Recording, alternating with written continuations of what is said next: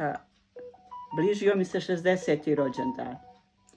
I ja njemu kažem, rekao, ako hoćeš neki poklon da mi kupiš, da mi pokloniš da idem na hač. Kaže, jesi li spremna? Rekao, ja osjećam da jesam.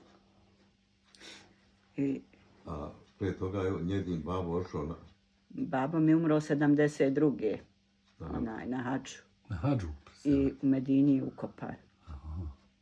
A to je bilo 2012. Punim ja 60 godina. I odemo mi, kaže, ako si spremna, hajde. I mi odmah u islamsku ovdje zajednicu, koliko šta treba, sve dokumente izvadimo i ja se spremim. Ovdje sam imala fino društvo iz Visokog. Vodič mi bio muderis Nezir Halilović sa svojom ženom. Bilo mi stvarno, mislim, obavila sam sve što sam mogla.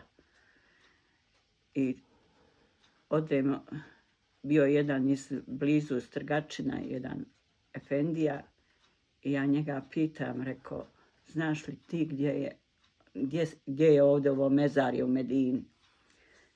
Kaže, što? Rekao, ja sam šćerka od onog Zeirbega iz Sjeverina, rekao, on je umro na haču. Kaže, sjećam se, ja sam bio u Bihaću, ja mislim tada, kaže, i čuo sam da ti je babo umro. On je rodom iz Trgačine.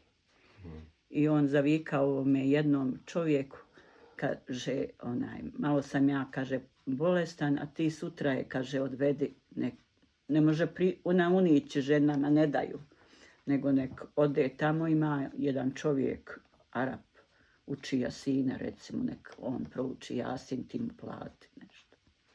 Tako odem ja sa ovom jednom hađincom i obiđemo mezarje sa druge strane, do ograde. I njemu kažemo, rekao, da me objasnimo mu nekako mimikom da mi je babo tu i ukopan. I rekao, evo pare da proučite mu Jasin. A to...